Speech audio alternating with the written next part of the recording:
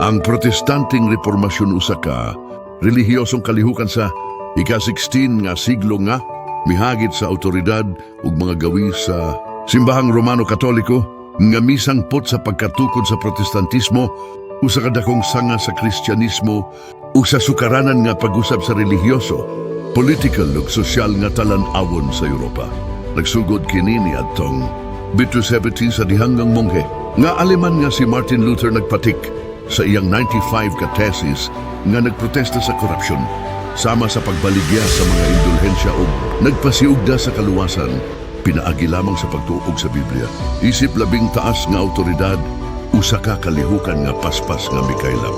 Uban sa imprenta ug naglambigit sa mga reformador sama nila ni Calvin ug Zwingli, mga pangunang aspeto, mga sinugdanan, tradisyonal nga gipitsahan ni adtong Oktubre 31, 1517 sa Wittenberg, Germany, uban sa hagit ni Martin Luther sa mga gawi sa simbahan, labi na ang mga indulhensya, mga kinauyokan nga pagtuo, gipasiugda ang sola fide, pagtuo lamang, alang sa kaluwasan, sola scriptura, kasulatan lamang, isip katapusang autoridad, ug usa ka direktang relasyon sa Dios nga nagpamenos sa papel sa simbahan ni Siptig Pataliwala. Ang pangunang tao, Martin Luther, John Calvin, Ulrich Zwingli, Henry Sephine.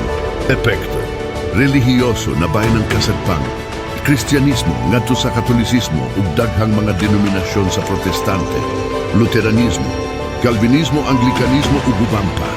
Political, gihatagan ug gahom ang mga magmamando nga nanggita og kagawasan gikan sa Santo Papa nga nakatampo sa modernong mga estado sa nasod. Social-kultural gipalambo ang literasiya, individual nga interpretasyon sa pagtuo ug hinungdanon nga mga pagbago sa kultura. Timeline, kasagaran giisip nga nagsugod gikan sa 1517 hangtod sa kalinaw sa Westphalia ni adtong 1648 nga nagtapos sa 30 ka tuig nga gubat.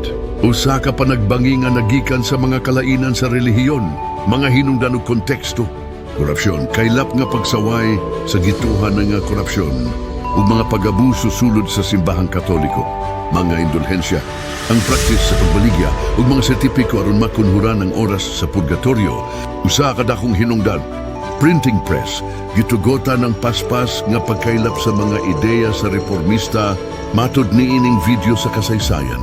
Mga hinungdan sa politika, yung mga prinsipe o mga magmamando ng ito o mas dako nga autonomiya gikan sa autoridad sa Papa.